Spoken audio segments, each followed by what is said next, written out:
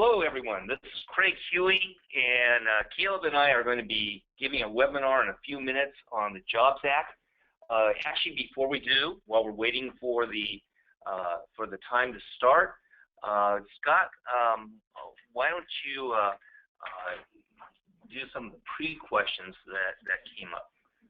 Okay, Craig, we have a couple questions that were sent in to us. And before we start the webinar, I thought we'd maybe just get some of this out of the way. The first question we got was, how did you get into advertising and marketing to the accredited investor?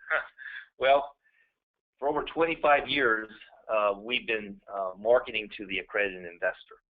And under the Jobs Act, that's who the target audience is. So it was a very natural thing to be able to take all the knowledge and understanding that we have on how to be successful in marketing to this targeted group and apply it to raising capital for businesses or raising investment funds or hedge fund money under management. So the accredited investor is unique. I've spoken and written about them for many years, and in fact, anyone can go and see some of the unique characteristics of marketing to this audience of very affluent Americans. And Caleb, assuming you're on the line, I don't know if you want to say a few words about marketing, advertising and marketing to the accredited investor as well? Sure. It's something that's been prominent in money management clients of ours over the past 35 years, raising assets under management and really finding a message that's going to elicit their response. Putting that kind of message and coming up with unique marketing strategies to attract them to raise their hand and request more information it's a specialty. You have to do it very carefully. And if you do it, the payoff is huge because these people obviously have a lot of resources, and in terms of financing under the Jobs Act, it can be a home run for some of the startup companies that we've been working with. Perfect. And the next question that I wanted to get to, this is maybe a sort of an accredited investor 101 question, but let's say that I wanted to be an accredited investor. What do I need to qualify? Craig? Well, the accredited investor is defined by the government, and it's very, very specific. And we're going to get into the detail on that. But in general, you have to have $250,000 a year or more that you're making, or you have to have it in a state of, what is it, Caleb, about $1 million plus, not counting your primary residence. Exactly. Mm-hmm. $1 million excluding your primary home. If you're a married couple, the income threshold is $300,000 a year over the last 2 years, and reasonable expectation to make the same this following year. So that's the legal definition, I guess. And if you are one of those people, congratulations. And if you're trying to market to those people, then I'm glad you tuned in, and we'll tell you some of the best and newest methods for doing so. Great, thanks, Caleb. Now, given that this is a webinar about raising millions of dollars through the Jobs Act, can you, Craig, tell me exactly who is using the Jobs Act now? Sure. I'd be glad to go over that. You know, many companies over the last couple of years have been very successful in using the Jobs Act. And in doing so, they have been small entrepreneurs. They have been corporations who are actually public corporations wanting to generate an additional source of income. They have been companies who have wanted to become public, and they have been investment pools, investment funds of different types. In fact, we probably help more investment pools to expand under the Jobs Act than anything else right now. And then there's the hedge funds who never before were able to market, but now legally can. So all those. So we'll get into those details. And in fact, we're probably, Scott, is it about time to start the webinar? I think it's time. All right. Well, good. let me start off by saying this. Our goal today is to be able to help you understand what you can do under the Jobs Act. And we have a variety of different organizations who are listening in. And first of all, I want to say thanks to all those with the Silicon Valley Entrepreneurs Forum meetup who are joining in. And I think you're going to be excited how the Jobs Act is a perfect way for an entrepreneur to be able to raise the capital and to grow the business. And then we're going to be able to see how they can take this business to a higher level.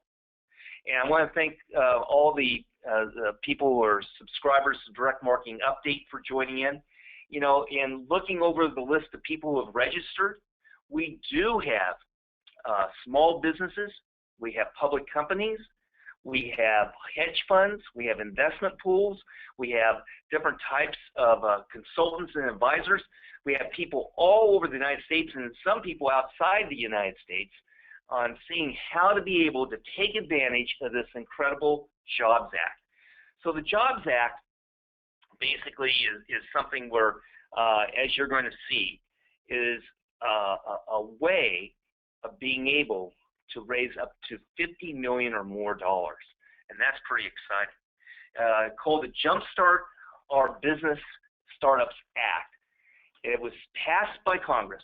Now, some of you know that I'm pretty critical of the president and his policies, but if there's one thing that he did good, it was to sign this bill. And this bill has huge potential. What's holding back the full potential of this bill is the SEC that has put on certain restrictions that at some point in time down the road, we're hoping that the Jobs Act is open to anybody who wants to invest in a business startup. But right now, it's only for accredited investors, and that's where we're going to show you how we're going to reach them and generate capital from them.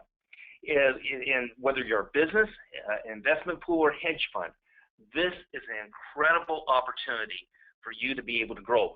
In fact, if any of the participants, and I know some of you do have a database, if you already have a database of customers, this is also a tremendous source of revenue that you can use for marketing, for more employees, for retail expansion, to be able to buy equipment.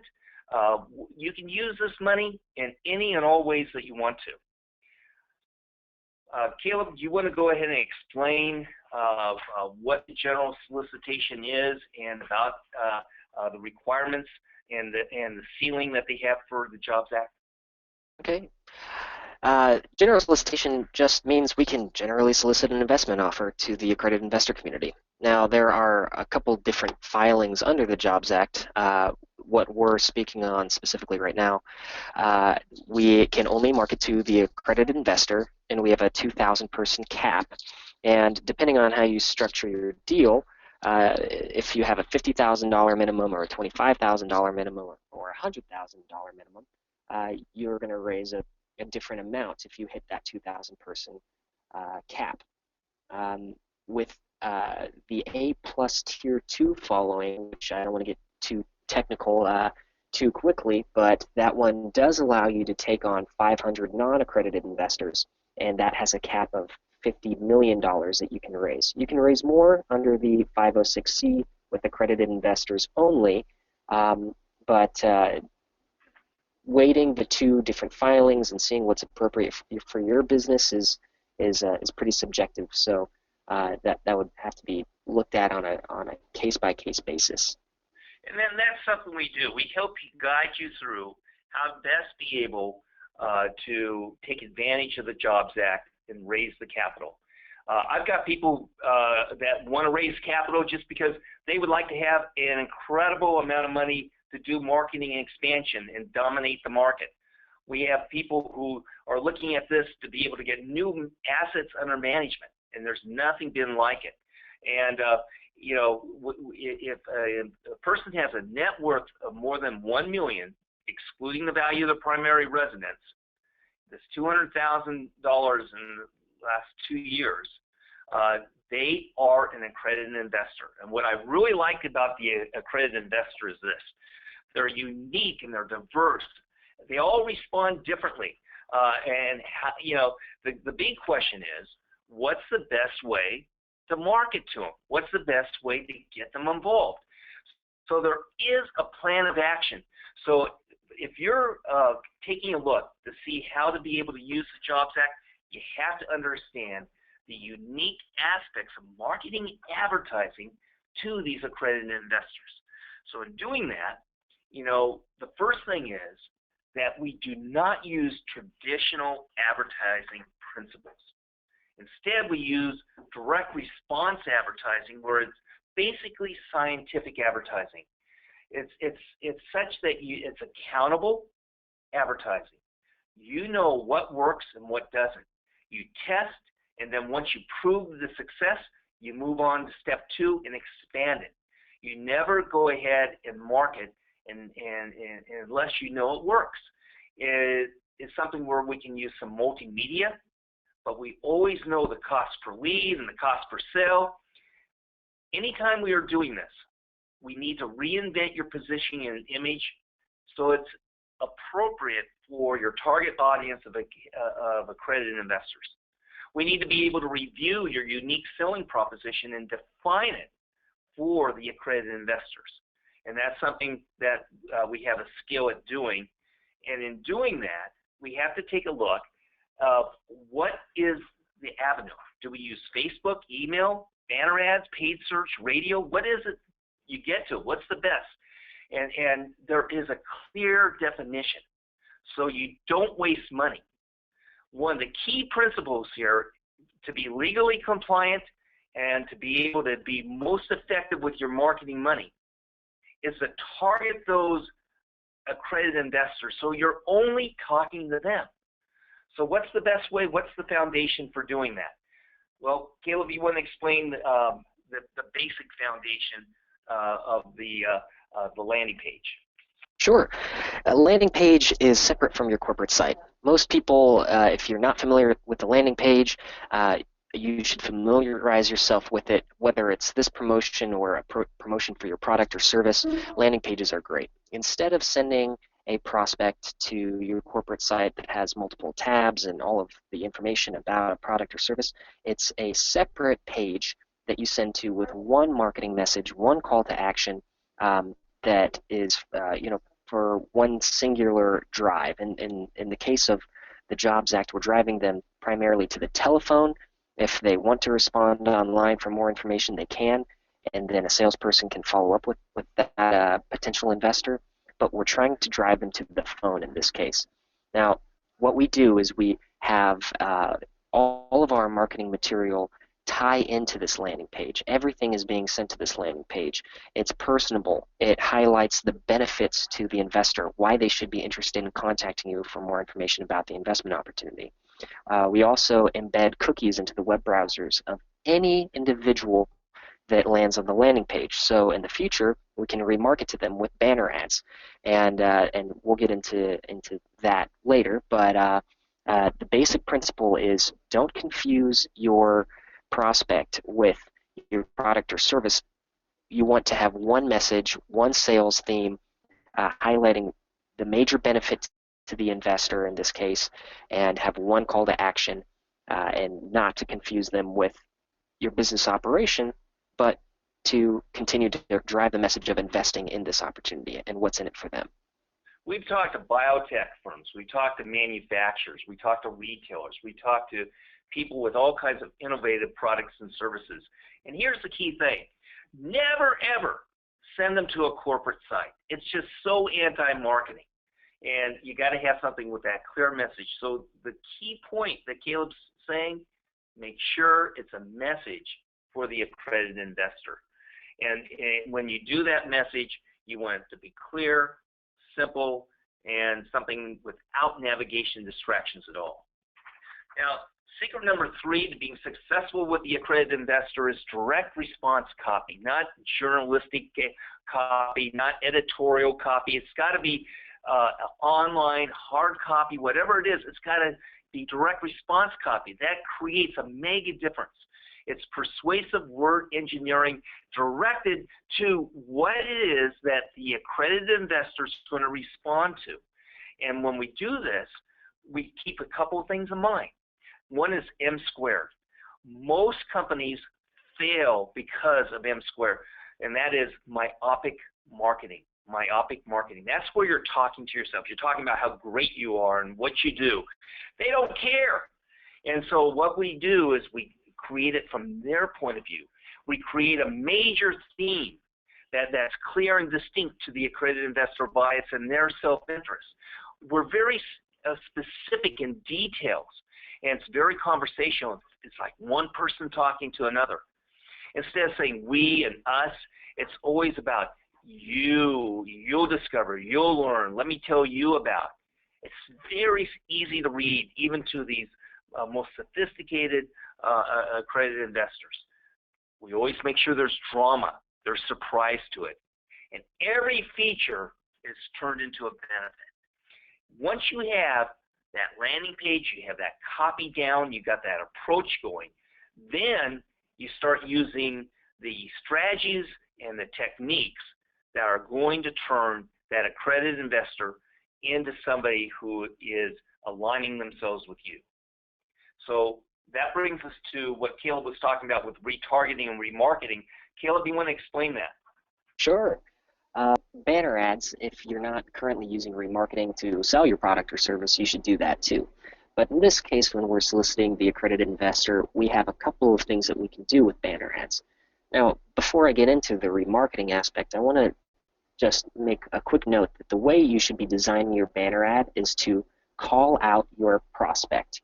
You do that by creating some kind of headline that has drama and suspense, and it's related to the specific industry that you are in and that you're trying to solicit.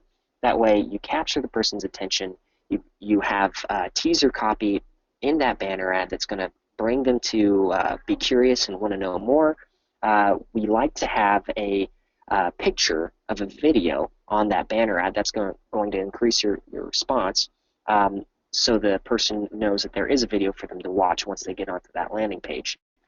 Now, going over the remarketing side of these banner ads, when a prospect hits your landing page, you should embed a cookie into their web browser. So when they check out your unique selling proposition, they see what your investment opportunity is, and maybe they get distracted by dinner or chores or whatever it may be, and they don't raise their hand and request more information. When they go back to their computer and they go to ESPN or Yahoo Finance or whatever website it may be, a banner ad is then going to follow them from that website to the next website to the next website, reinforcing your message and bringing them back to that landing page so they can pick up the phone and call for more information or type in their information to request a free special report or whatever the offer is to generate that person's data as an interested party. So it's all in an effort to continue to build that presence online, and it looks as if you're spending thousands and thousands of dollars for a banner ad marketing campaign, when really you're only marketing to a select group of individuals that have gotten to that landing page to begin with. So here's the thing. Many people view the accredited investor as maybe somebody who is above it, but when they're seeing this ad follow them from ESPN to Drudge Report to Town Hall to TheStreet.com to Yachting World, they then come back and they become an investor. And so that is really a huge part of this campaign.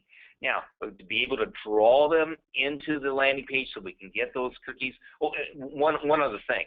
We'll talk about a cookie database in just a minute, and that's part of the retargeting too. But let me first of all explain about the video. You know, when I first started off in marketing, we did video. We've done probably 300 TV commercials and 13 infomercials, and I love this medium. And this medium is something that is critical, that when you're running banner ads, and we're going to talk about Facebook shortly, you've got talking about your landing page, you're talking about everything. When you have a video, you're going to increase your conversion rate and you're going to increase your response rate. when we do an email, when we do a banner ad, if we show that there's a video component, we get higher response.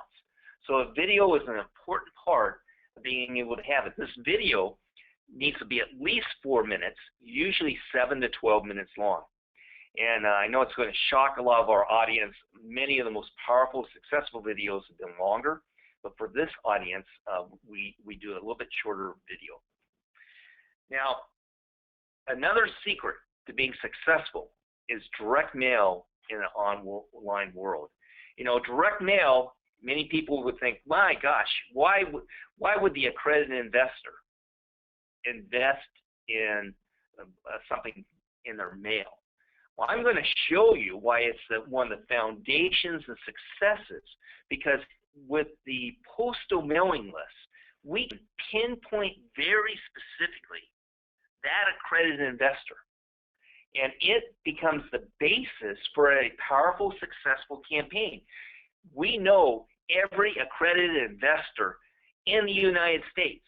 Not only that, we have 2,800 bits of information about their buying habits and what they do, and if they respond to direct mail or if they don't, or if they are with E-Trade, or they have CD accounts, or if they're shop at Target or part of a wine club. We know.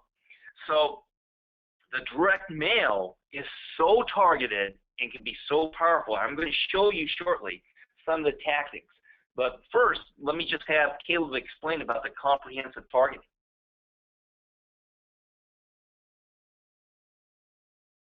Caleb? Not sure what happened to Caleb for the comprehensive targeting, so I'll mention it. With the comprehensive targeting, as you can see, we can break it down by age. We can break it down by whether or not they get more than $250,000 a year or more, a variety of different variables. And then with the net worth, you can see the breakdown of the net worth, up to 8 million accredited investors with these 2,800 bits of information about them. Becomes very powerful in the marketing. Secret number 7 is the sales and modeling list selects. So what we do is not only do we have the name of every accredited investor, we also do a modeling. Now, if you already have a list of the type of accredited investor that would invest with you, that's helpful. If you have a customer list, a subscriber list, a membership list, whatever it might be, and we can identify who these accredited investors are, that's helpful. But what we'll do is we'll create a model that ideally profiles. In fact, it's almost like an NSA model, you know, with their metadata.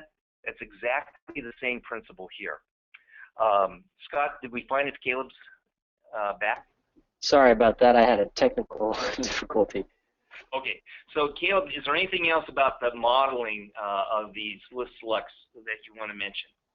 Sure, sure. We can do lookalike models based on that metadata that's collected on all of your current investors or clients. We can also do data modeling where we put together people that are most likely. So we can say, I want all persons of $3 million or more net worth that have a brokerage account, have made a transaction in that brokerage account in the last 3 months, and have purchased something through direct mail in the last 6 months.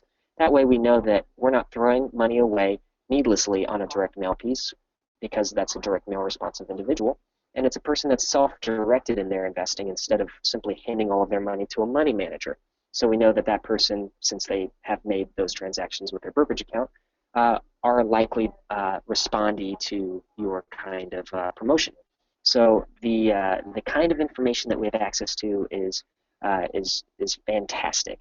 We're really able to put together a model that's going to identify the perfect prospect to invest in your company. We're able to look at people that have bought gold and silver, alternative investments, stocks, bonds, so on and so forth.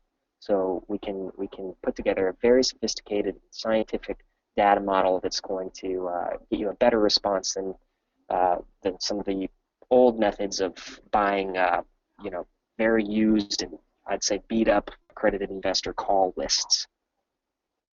100% better. I mean, this is beyond scientific in what we're able to do in being able to target that audience with a variety of data.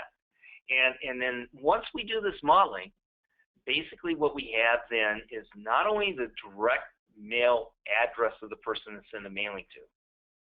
From those same names, we're able to get their email address. From those same names, we can find out what their Facebook page is. And from those same names, we have a cookie database where we can have the cookie targeting just the people we're mailing to. So it's a very comprehensive, very select campaign where you're only advertising and marketing to your prime prospects that you've selected for the direct mail campaign. Nothing like it has happened before, and it's an amazing way to really leverage a multimedia approach, an integrated marketing approach that increases response dramatically. So then let me go into secret number 8. When you have a campaign and you've got the landing page in place and now you're ready to do the direct mail, the direct mail is going to be the primary response generator. The email will explain, and the banner ads and the Facebook are complementary.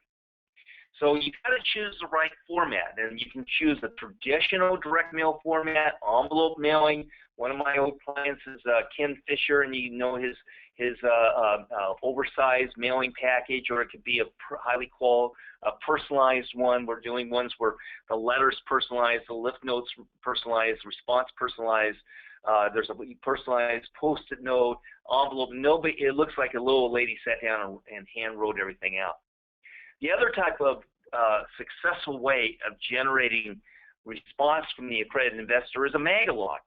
This is a mailing package that I'd be glad to send you a video of how these work. I'd be glad to send you samples. And a Videolog looks like a magazine, feels like a magazine, but it's really a response piece. It has to be 16 pages long, and the accredited investors are very, very responsive to these.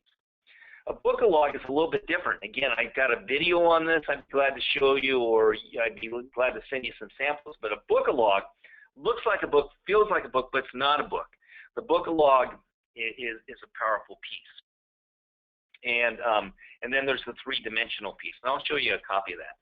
So with the traditional mail for the accredited investor, this is one, for example, going to accredited investors for Zacks. And in doing that, it's an envelope, it's a letter, it's a response device. This is one of the fastest, easiest ways for us to target the accredited investor. And it's got all kinds of different strategies and techniques to it. For example, even in the postage, we never use a metered envelope. That gets you less response. We never use a pre-printed indicia where it's printed on the envelope. That gives you less response. We use what's called a pre-canceled stamp. That'll give you 15 to 20% lift in response.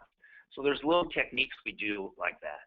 And in the testing of these envelope mailings, we have found that the long letter in the envelope, as in this case, the 7.3% response rate, a long letter, the letter is key to the success of your campaign. Here's an example of a Videolog. The Videolog needs to be a minimum of 16 pages, and it has sidebars and the main article coming from page 3 towards the end, and at the page 15 and 14, that's where the call to action is to get somebody to raise their hand saying, I'm interested in making an investment in your company or your investment pool or your hedge fund. The Videolog, this is an example of the book being sent out.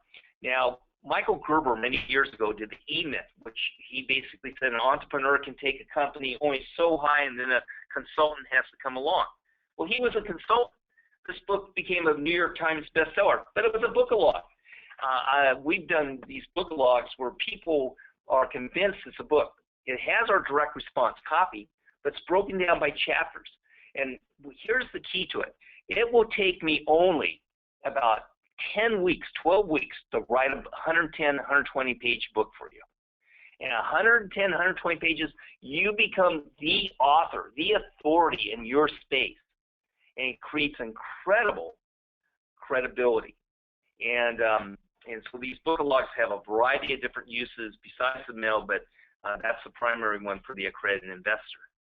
And then a three-dimensional, we've done a number of three-dimensional pieces for accredited investors. You send it by Federal Express, and they open it up, and then they're able to see it. And they're powerful, and they get high response, 5, 10, 15, 20%. And they are more expensive, of course, than the other formats we talked about. And there's one new format I'm just going to show you real quick here. And this new format is called a Videolog. And you've seen a Christmas card, and with a Christmas card, you open up the Christmas card and plays music. Well, this is, you get it in the mail, you open it up, and it can be, you see a video. And not only do you see the video, but it could be a 3-minute, 7-minute video. It could be a 30-minute video. It could be full screen, small screen. Let me just show you one example of this that you'll be able to get a sense of it. Imagine getting this in the mail. You open it up. The program will put you in touch with a qualified healthcare professional to support you in managing your disease and achieving better health. Hello, I'm one of the Smarter Consultant nurses here to help you manage your health. We will talk you through all the program details. Powerful way to reach the accredited investor, either in the conversion process or prospecting. And these video logs, they're such that very few people have seen them, but they are powerful. So again, it's a matter of communicating in a very specific way to a very specific audience. Now, one of the keys to the success is a pre and post email. So Caleb, you want to explain about email? Sure. So going back to the metadata that we were discussing earlier, we have these data models that we put together to identify the right kind of accredited investors to run a marketing campaign to. The metadata that is collected on those individuals includes their postal address, but it also includes their email address. This way we're able to send an email campaign to the same individuals that are receiving the direct mail. So we can send them an email before they get the direct mail piece telling them, look for this in the mail. We can send one after they receive the direct mail piece to say, you should have received this in the mail. And we find that tying the attention to the direct mail piece gets a better response because there's something tangible that we're referencing to, and it brings to mind the offer that we present in that direct mail piece. The landing page ties back to, the email ties back to the landing page, which is going to embed that cookie into their web browser with the remarketing of the banner ads to begin. So really this multimedia approach, they're seeing you in their personal email, they're seeing you on website to website, they're seeing you on their coffee table with the direct mail piece, in an attempt to continue to push your message, continue to present that value proposition, the value and benefit to investing in your company, and they are really unable to get away from you for a period of time. Typically, we will hit one of these investors for 2, 3, or 4 weeks before we move on to the next batch of individuals to market to. And when you're doing this, there's a number of things we'll say in the emails. We always make them valuable, not just sales. And if you notice on the example here, there's a picture of the mailing piece that was sent to them saying, I just sent you this mailing piece. When you're able to do that, the open rate and the click-through rate far exceeds anything else. And because again, remember, the email's going to the people who just were mailed to, and it's a powerful way of marketing. And of course, we do the traditional thing of testing the subject lines.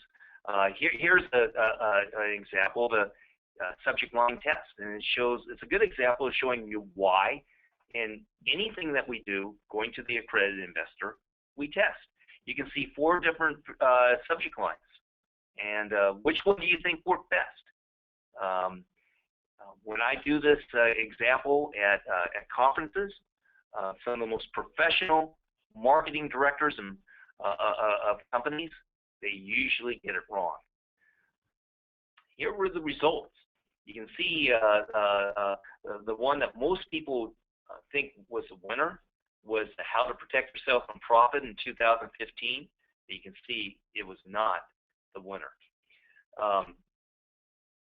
The other part of the campaign that I think is important and is such a huge component of success has to do with a unique thing we do with Facebook. Caleb, you want to explain that?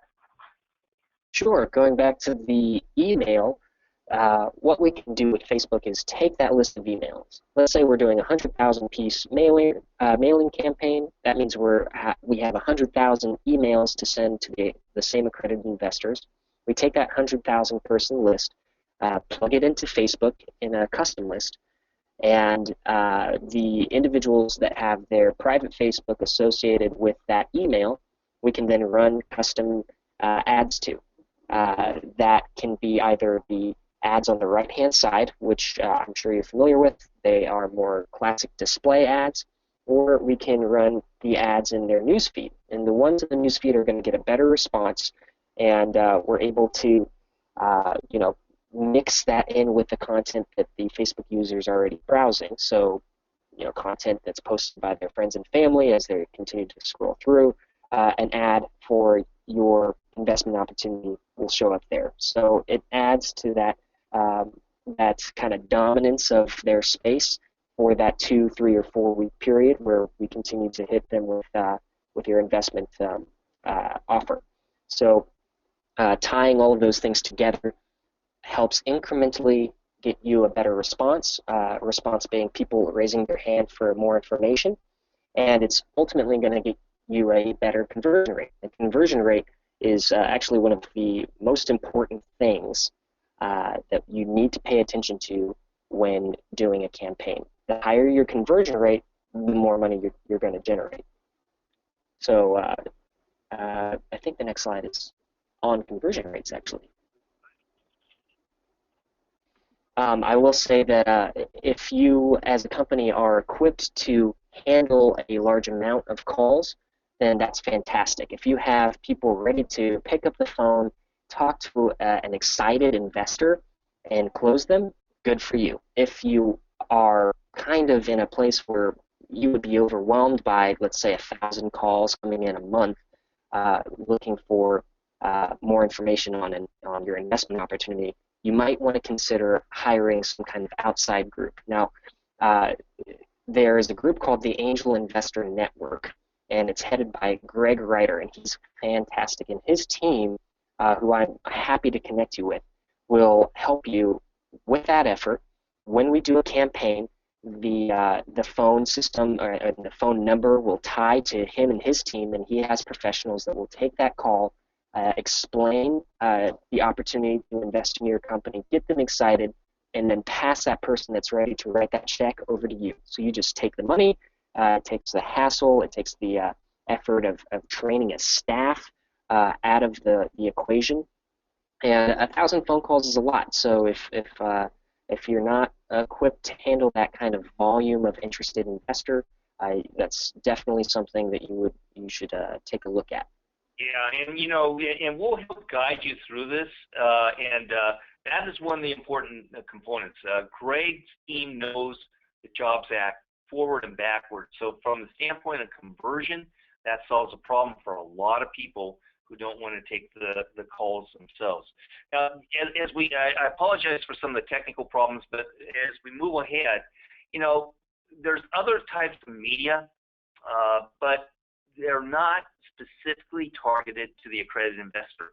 So we don't recommend them because they're going to be a waste of time and money. Let's see. Now, secret number 11, as we get towards the end here has to do with creating a special offer. And I wanted to bring this up too. We create bonus reports for the prospects. And with the bonus reports, their premiums, their editorial, there's always a very positive call to action. Sometimes we'll make, for example, different types of investment kits with several different components to it. But we'll guide you through that so that you have something that is really going to be powerful and really going to be able to present to the accredited investor something they want to see. Like this profitable investing in real estate loans is a bonus report that explains about their product for the accredited investor. And then how we do the call to action, we ask them mainly to get on the phone and call. And we'll have different type of wordings for it. We'll also give them different opportunities. Sometimes we'll allow them to download a report, like in Test A, we said, download your free report now, versus Test B, click here for your free report. Which do you think won by 56%? It was Test A. A very powerful way of being able to present and call it. So that goes back to using the right words. Now, one of the keys to success is to be able to test. And Caleb, you want to explain about this testing? Sure. This goes back to our scientific approach to what we're doing. When we do a campaign, on the direct mail side, we always test copy and messaging. So there's a version A and there's a version B, and we see which one works in the marketplace. In this example of this client, version B outperformed version A. So we know that when we do another mailing, we're going to use version B and not use version A. Pretty simple. We also test 9 different lists or list segments, and we see which list segment is going to get us the best response. So in this case, I would say to cut anything that is below maybe that 0.6 threshold and increase the quantity of the ones that are above that 0.6 threshold, and maybe do some more list testing to make sure that you can continue to beat the response that you're getting here. Usually when we do the first campaign, we're looking to get around this kind of 0.63% response. Then the second campaign, we're able to get a 0.8 or 0.9 or 1% and continue to get that response rate higher. So again, if we're doing 100,000 pieces and we get a 1% response, you have 1,000 people calling in for more information, wanting to know about how they can invest with you, how they can benefit from investing with you. And you're going to have to take that interested party and convert them into a new shareholder or an investor. Right, and so we know these accredited investors so well. We know how to carve out different segments that are most likely to be people who want to invest in your company. And so there's slight variations, but as you can see from this test grid, there can be significant difference in response.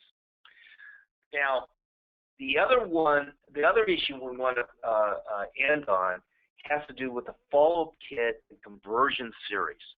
You know, the follow-up kit and conversion series is absolutely critical. You know, we generated over $1 billion of accredited investor money for Jim Stack of InvestStack, and he would credit it to our conversion series of mail and email and a variety of different things that go to the person who's raised their hand. So the conversion series is something that once the person says, hey, I'm interested in your investment, you don't rely only on your sales team. You don't rely only upon the person who's trying to make the phone call. People dodge a phone call. People are on vacation. They're in a meeting. They're in business. Whatever it might be, the conversion series comes alongside the salesperson and lifts the response and gives you better conversion rate. So this is one of the key things for being successful. And then once we have that series in place, then we're going to get down to the accountability. And Caleb, I want you to walk people through the accountability of generating those leads and then coming up with the conversion. Absolutely. Because we're tracking everything, we can always take a look at, based on your response rate, the price per piece mailed, and the individuals that end up raising their hands, we can calculate what your cost per lead is, and ultimately your cost per sale. Now, your cost per sale is what's most important, because if we generate, a 0.2% response rate, that's 200 leads and $500 per lead. If we convert 100% of them, it's a fantastic campaign. But if we only convert 1%, it's going to be a complete failure. So that goes back to this kind of bottom line conversion rate. If we're able to convert at a high rate with let's say in this case, a $10,000 minimum investment, then we're able to raise quite a bit of capital when we bring something from a 2% conversion rate up to a 5%. So taking a look at not just your response rate, but holistically the campaign to bring up the response and conversion of those leads, and maybe even upselling them to a larger unit of sale. A lot of our clients have a $50,000 minimum instead of a $10,000, so you might want to look at that kind of investment offer that you're structuring to begin with to make sure that as you do the campaign, it makes sense dollar for dollar what the cost of capital is for you. So always taking a look at everything, measuring your response, knowing your cost per lead, and ultimately your cost per sale, and all of that's helped and made extremely valuable by the utilization of the tools that we're talking about, specifically the conversion series in conjunction with the marketing campaign that you're optimizing, and using groups if you are not equipped to handle these kind of phone calls, like Greg Ryder. So that's really what we are passionate about, is taking the scientific approach and always measuring, always analyzing, and making sure we're not wasting your money. And I would say most people right now are looking at getting $25,000 per new shareholder that is partnering with expanding a company. Sometimes it's 50 or 100,000 or more. Sometimes it's as low as 10,000. And like Caleb said, you can set a minimum if you want, but that is one of those steps that we'll walk you through to be able to see what would be best in your case in soliciting the accredited investor. So what we do is we help you through with the strategy, the copy, the art. We have account servicing team. We have a media team on staff here that just there's all the different details we talked about with the list and the production, the mailing, and all the implementation, so that basically once we start a project, we start it and we complete it, and you got everything, and then we do the analysis. And then if you need somebody like Angel Network to be able to help in the conversion, we can put you in with that. And we can even give you some attorney names of people who can help you make sure that you're completely compliant. And incidentally, everything that we do, we actually pass by a attorney that specializes in SEC law to make sure we are compliant. But this is an incredible opportunity for companies to grow, an incredible opportunity for companies to be able to raise the funds to do whatever they want with it. And that's why we're so excited about it. So if you're interested in being able to implement a Jobs Act campaign, if you want us to evaluate how likely it is for you to succeed and what the steps would be, Caleb would be glad to talk to you about it. He knows this law forward and backward. He's our accredited investor specialist. You can give him a phone call. You can email him. And then if you don't have our special report, 16 Secrets to Raising Capital, he'd be glad to send that off to you. And doing that, I think you're going to find a path to raising capital that's never been allowed before by law, but is allowed by law now. So we've got time for some questions, and I know we've got some questions lined up here. Scott, do you want to show me what those questions are, and be able to see if Caleb and I have a good answer for them. And incidentally, if you want to ask the questions not online like this, I won't mention your name, but give Caleb a call and he'll be glad to do so. So, are you able to answer questions regarding accredited investors and how the recent rules in the Jobs Act affect a company's ability to fundraise? Yes. The SEC, a couple of weeks ago, was supposed to be able to make it easier for you to be able to fundraise to anyone. And there's a divide between the liberals on the SEC and the conservatives. And the conservatives want to open it up to a wider audience, and the liberals on the SEC do not. So President Obama has been appointing the members of the SEC, and so they actually created a kind of a setback. The Jobs Act is 9 pages long, and what the SEC came out with 700 pages, making it very difficult. But it's very easy and very clear on how to fundraise and generate money by going to the accredited investors. That's not a problem. That's easy to do, and that's why we're focusing on this right now. When the law changes, as I think it will in 2018 or 19, and we can open it up to a wider investment group, we're going to be there. We're going to be doing it. But right now, you can raise the funds, you can raise the capital legally, compliantly, and in a way where you can gain as much as $50 million. And most people, Caleb, I would say most people are looking to raise between 10 to 25, right? Yeah, somewhere between 5 to 30. Yeah, that's typically what people approach us with. We've had some people in the $3 to $4 million range approach us, but yeah, usually it's for to raise capital for large-scale marketing campaigns to go out with their product or service. The development, further development of a product that they have, such as a tech company. So we have everything from debt offerings to equity offerings and a variety of uses for that capital and reasons they want to raise that capital. So we'd be happy to talk to you about your unique situation and guide you through some of the things you might want to consider, and hopefully we'll be able to help you to generate that capital too. Nancy, I hope that helped answer your question. If not, just give Caleb a call. Now, James asked a great question, and that is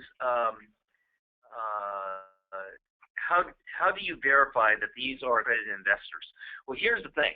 We live in a world of incredible marketing information intelligence. Like I said, on the database we have 28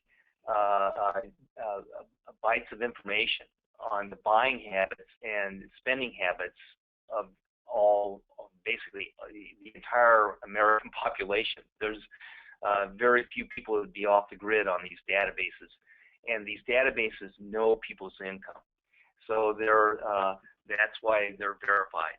You tell us you want. We have one client right now that is having us get people who have a net worth of $5 million to $15 million, and we're going to be 98, 99, 100% accurate on that. We have another question. Caleb, you can go ahead in answering this. James asks, is this using 506C? And yes, if so, doesn't the burden to establish that the investors are accredited go up? How do you address this? Yes, absolutely. So we have been talking primarily about the 506C. We can also do this for the Regulation A and A plus Tier 2, I guess A plus Tier 1 and 2. But the 506C, the burden of proof is on the company. There are services that you can either outsource that to, which are fairly easy to do, or you can have different ways of verifying that that individual is an accredited investor. And usually, if they're interested in investing in the company, they're happy to provide the information necessary to be a part of your vision for that company. So either giving their tax returns, having a CPA sign off, or a wealth management professional that they're with sign off. So there are different ways that you can do it. Like I said, if you would like contacts for outsourcing that burden, then I'm happy to put you in contact with a group that does that. And you know, all of our marketing materials are clear as to who it is, so you're legally compliant there. And then at the point when they're talking to a salesperson, that's when they'll usually self-confirm that they are an accredited investor. So that's why this has been so successful for people, and it hasn't been too great of a burden. I have another question. What's the minimum mailing for the Jobs Act? And I would say that the minimum mailing, well, let me first of all say recommended mailing. Recommended mailing is between 60 to 100,000 pieces. The minimum mailing would be, what would you say, Caleb, about 30,000, 25,000? Yeah, ultimately we can test the market effectively at that 30,000 piece range. If we need to go lower because of budget constraints for a client, we can go lower. But what we really want to accomplish in a campaign is to test the copy, so the A-B split, like we mentioned, and test as many list segments as we can. We never want to put all of our eggs in one basket, because if we have a list that underperforms, we won't know which lists perform better, so we won't know where to go in the marketplace. So if you can do 60 to 100,000, that's going to give us the best chance for testing and analyzing the results. But ultimately, if you need to go lower, we're able to do it. Are there restrictions on what I can do with the capital raised? And the answer to that is no. You can do with that capital raised whatever you want. That's why even public companies are using the Jobs Act to get new shareholders under the Jobs Act, because they have freedom to be able to raise that capital and use it as they want. Another question is, if I have 2,000 investors from the Jobs Act, what can I do with them? That's pretty much the same thing. But I will mention this. Once you have the shareholders, you'll want to set up a system of communicating with them, because like with any investor, they're going to want to have understanding what's going on, and they're going to want to have contact, and some of them will be asking you questions. The last question I have here is, can this help me become a public company? Caleb, do you want to answer that? Sure. So as you raise capital and you develop your company and you establish your financials and whatnot, absolutely that helps in the process of going public.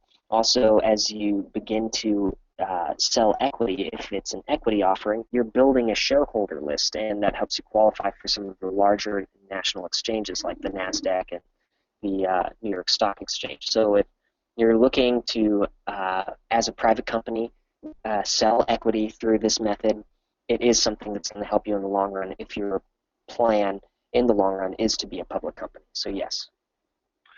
So good.